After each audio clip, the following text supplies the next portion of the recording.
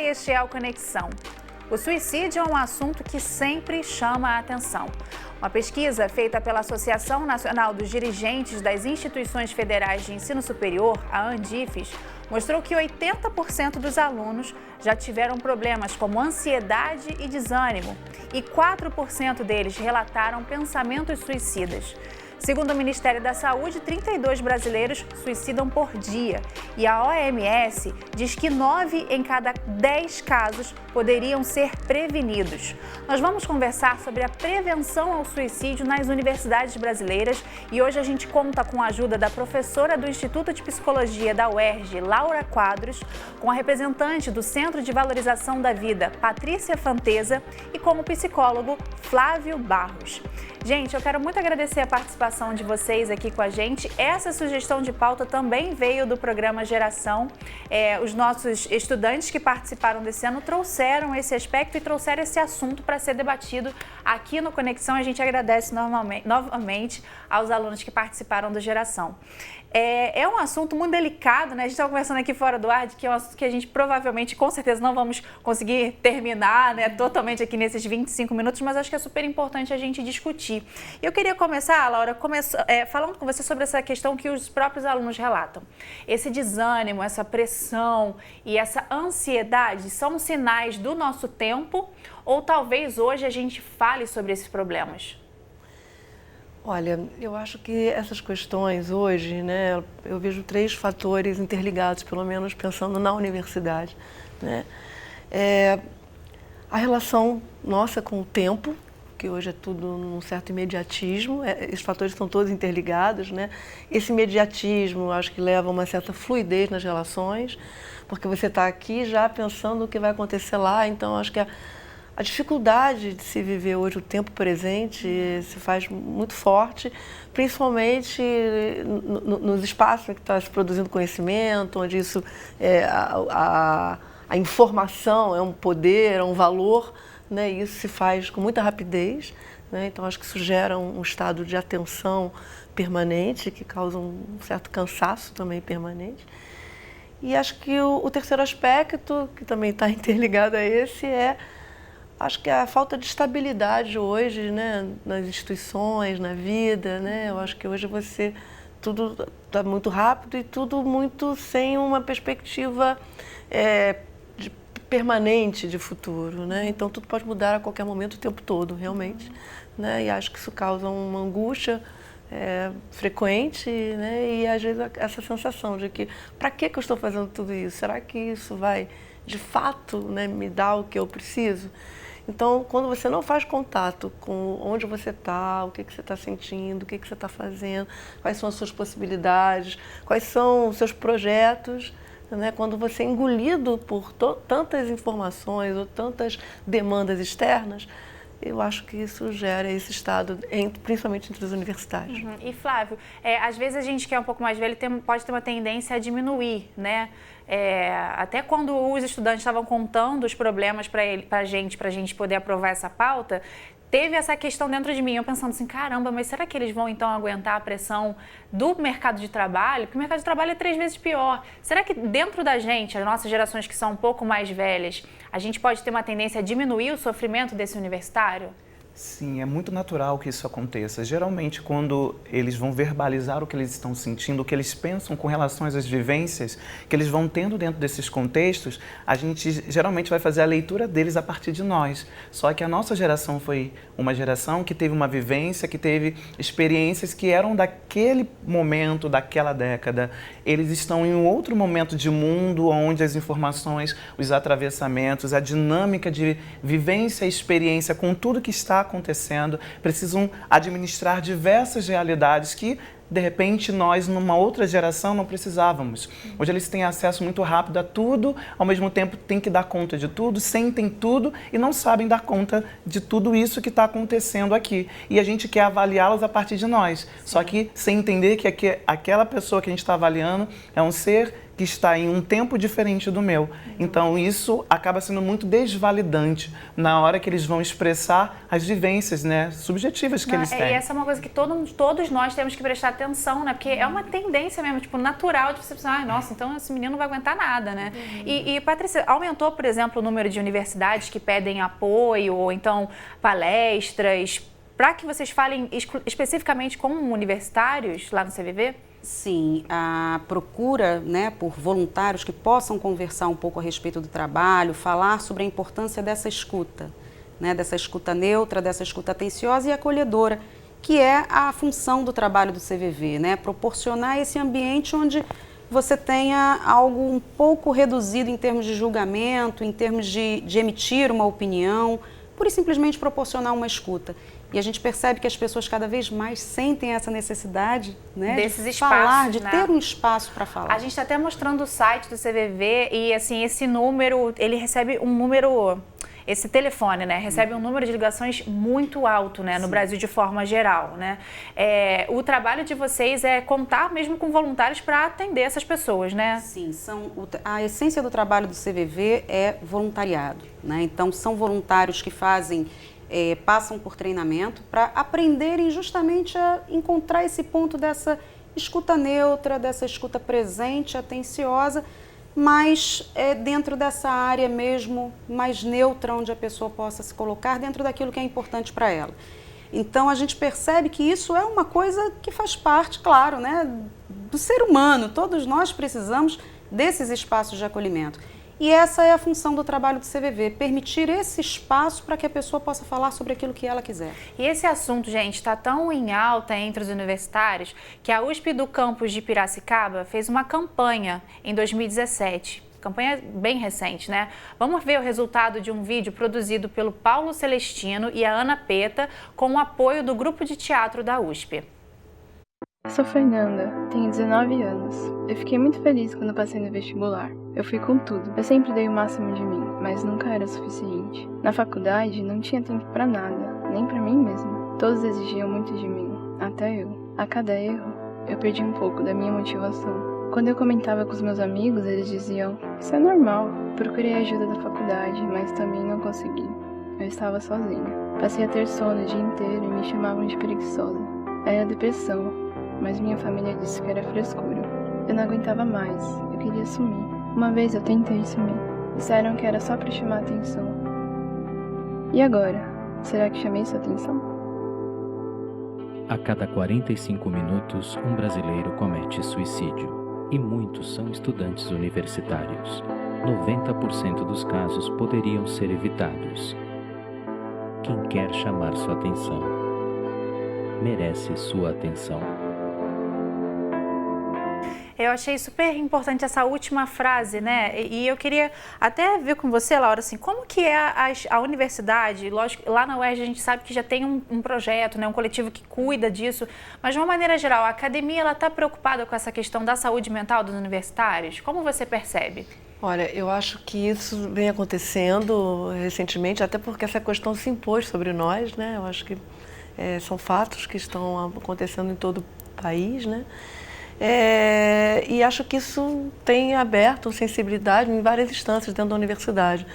É lógico que eu acho que isso é uma temática que ela é difícil para as pessoas, né? Eu acho que tudo isso que foi dito, às vezes uma naturalização das diferenças, né? Ou de ver o outro como menor, né? Ou a ideia de que tudo que está até colocado no vídeo é preguiça ou é falta de preparo. Corpo mole, exatamente. Né? Isso tudo, às vezes, ainda passa pelo imaginário de alguns docentes, né? E acho que essa campanha, né? Eu acho que ela tem que ter uma mão dupla, né? Eu acho que o atendimento ao jovem, o acolhimento a esse jovem que chega à universidade, muitas vezes deixando pela primeira vez as suas casas, né?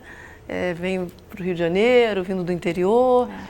E também, acho que uma sensibilização dos docentes, dos funcionários. Na UERJ a gente tem um trabalho com os funcionários, principalmente os funcionários da segurança, da limpeza, né? Porque às vezes são os primeiros a lidar com alguém que está ali, num momento de crise, exatamente.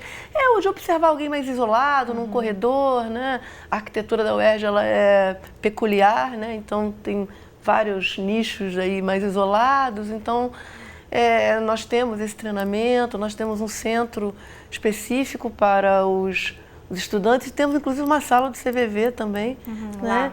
Além do próprio serviço de psicologia aplicada, que é uma clínica escola, o atendimento é feito também por estudantes, mas a gente já tem pensado em várias práticas, projetos de extensão, todos voltados especialmente para que esse jovem possa se expressar, né? Porque eu acho que quando você encontra um campo de expressão e não se sente mais tão isolado, nem tão só na sua inquietude, na sua angústia, você vai experimentando, né, possibilidades expressivas cada vez mais amplas. É um acolhimento que todo mundo precisa, né? Sim. E aí, falando dessas iniciativas, professora, eu queria até fazer um giro para mostrar algumas universidades que criaram espaços que oferecem essa acolhida e esse apoio aos alunos.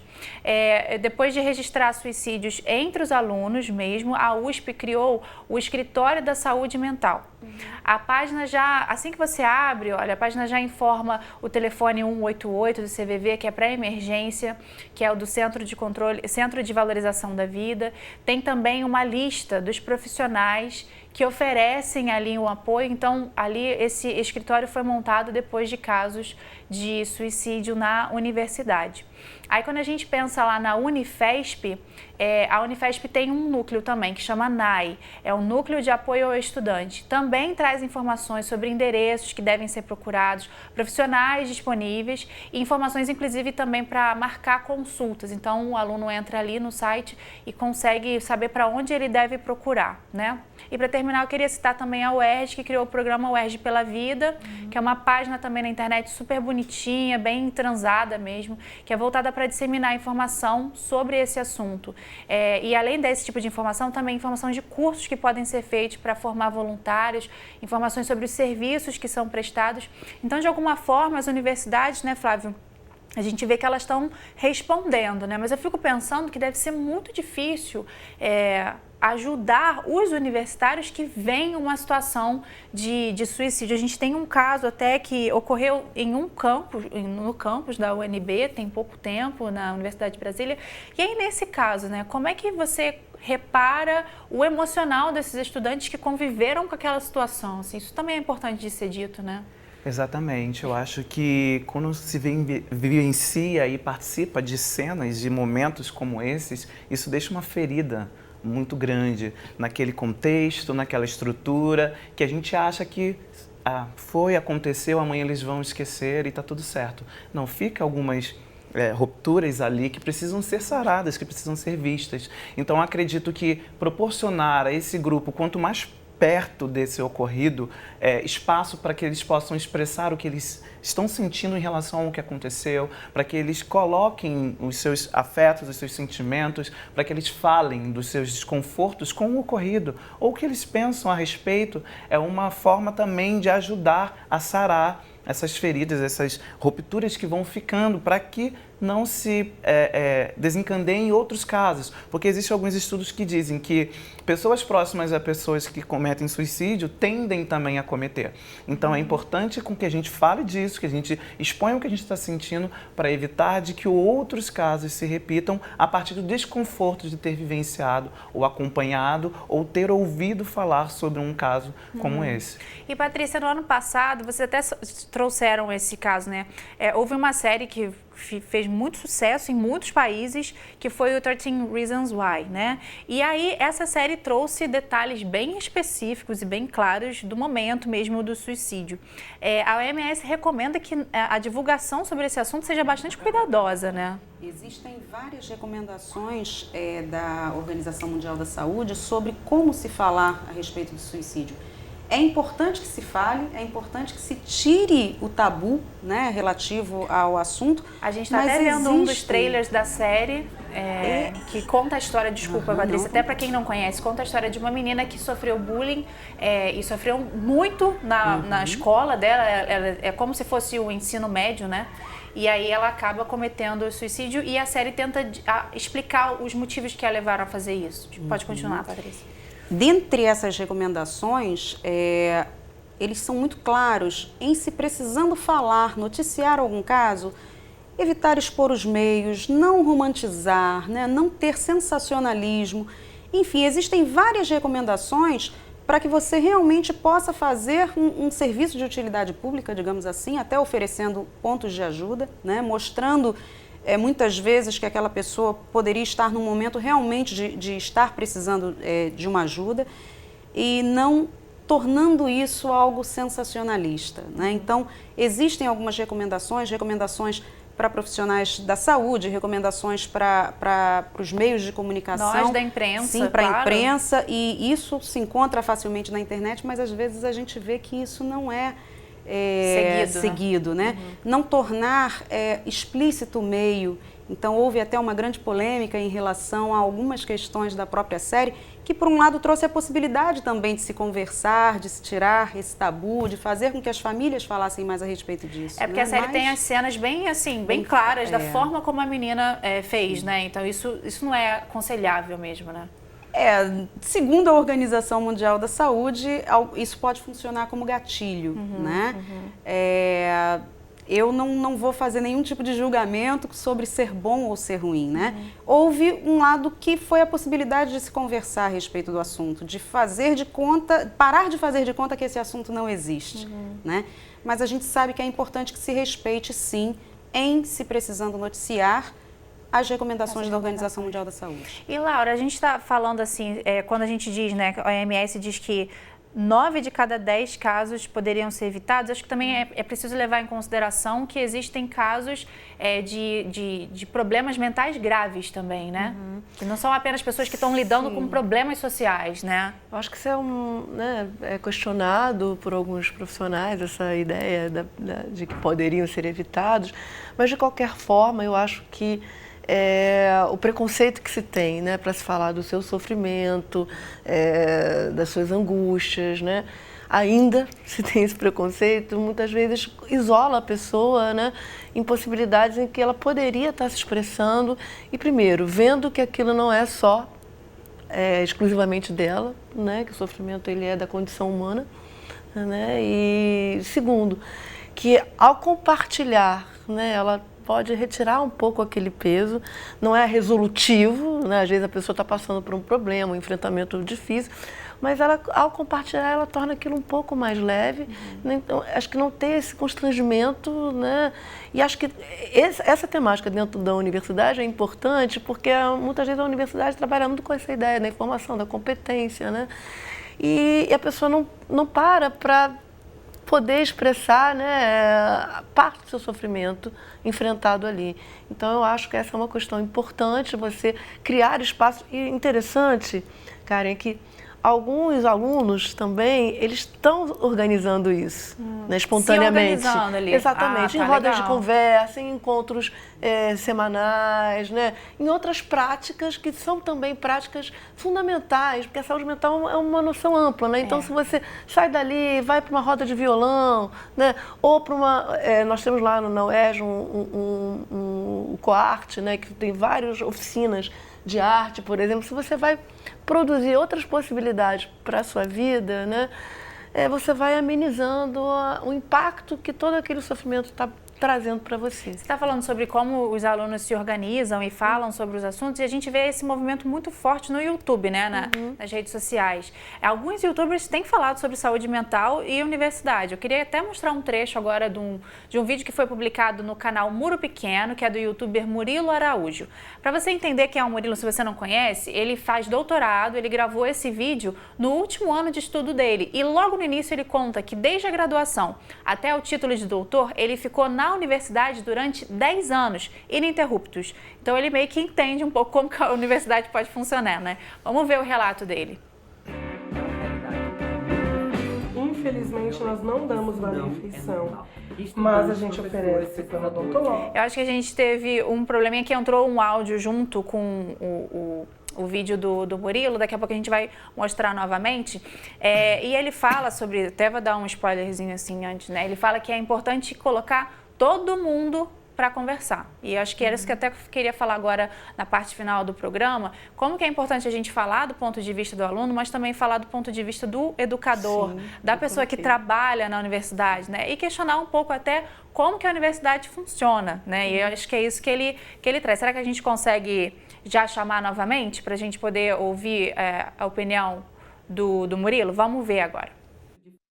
Difícil e muito violenta. Isso não é normal. Estudantes, professores, pesquisadores, servidores estão todos adoecendo na universidade. Essa é uma discussão absurdamente necessária e muito urgente. A gente precisa começar a discutir questões de saúde mental na universidade, numa discussão que seja feita com seriedade, com qualidade, com profundidade e envolvendo toda a comunidade acadêmica. Não só estudantes, mas também professores, servidores, pesquisadores e todo mundo que está envolvido nas questões de burocracia e principalmente de elaboração de políticas estudantis dentro da universidade. Essas questões são de ordem institucional. Tem alguma coisa muito errada no próprio funcionamento, na própria dinâmica da universidade. Eu até mencionei casos aqui de professores, de orientadores e tudo mais, mas na maioria dos casos eu nem atribuo responsabilidade direta a essas pessoas. Até porque, com algumas exceções, eram todas pessoas muito dedicadas, muito comprometidas, muito bem intencionadas e pessoas com quem eu tive sempre excelentes relações. Acontece que eram pessoas que de alguma forma respondiam a essa cultura institucional, porque eram pessoas que também estavam pressionadas por prazos, por burocracias, por exigências excessivas e que acabam passando isso adiante e em muitos casos naturalizando isso também. Existem professores que se aproveitam da posição que eles estão? Existem. Existem casos de abuso de poder? Existem. Mas aí que tá. Quando eu digo que a questão é institucional, é que se a instituição não tivesse carregada de problemas, se a instituição em si mesma não desse espaço para essa quantidade de abusos, essas pessoas não teriam o comportamento que elas têm. Nesse caso, a primeira coisa que a gente precisa discutir é como a própria cultura da universidade, a própria cultura da academia contribuem diretamente para o sofrimento emocional e psíquico das pessoas que estão envolvidas com ela. O que a gente precisa questionar é a lógica que está na CAPES, no CNPq, nas reitorias, nas pró-reitorias,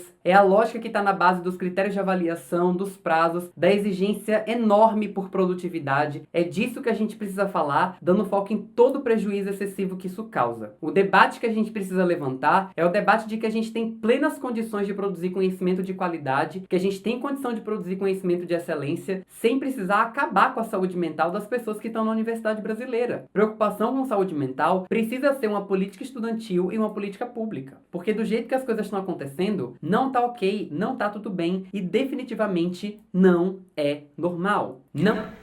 É isso, né, Flávio? Assim, eu acho que o que ele fala é o ponto de vista de quem está lá dentro, né? Eu vi que a professora até concordou com várias coisas que ele foi falando ali, porque a gente entra, parece que a gente entrou numa espiral, né? Então, produzindo, tem que ser mal, tem que ser carrasco, né, Flávio? E aí, pensando do ponto de vista do educador, também entendendo que ele está dentro de uma instituição que cobra pra caramba dele também, né?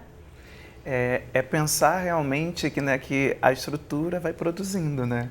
Só que a gente precisa fazer esse caminho inverso, de começar a questionar esse lugar, a começar a questionar essa forma de produzir. Porque eu posso produzir coisas maravilhosas. A gente está na vida acadêmica na busca de produzir, né, conhecimentos. E o conhecimento ele tem que favorecer o nosso crescimento e o nosso desenvolvimento.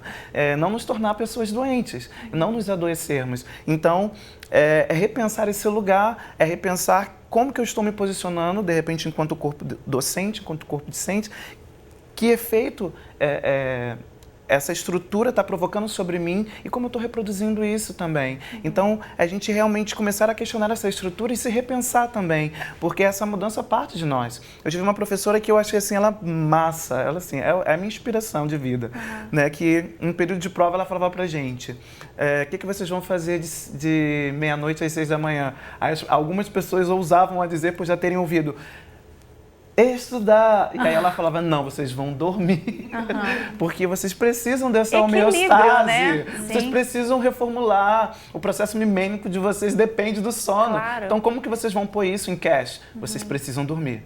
É isso, né? Esse equilíbrio que é necessário, né? Uma peninha, mas a gente acabou o tempo. Eu queria muito continuar conversando com vocês. Muito obrigada, viu, por todos os insights que vocês trouxeram, as informações.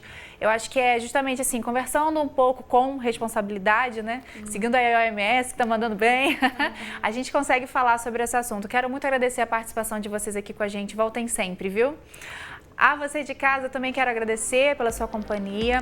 Se você precisar de qualquer ajuda no sentido do programa que nós conversamos aqui, o telefone do CVV é 188. Não pense duas vezes, ligue que sempre vai ter alguém para escutar você, viu? Muito obrigada pela sua companhia. Se você quiser rever essa e outras entrevistas, é só acessar o futuraplay.org. Se cuida e até a próxima.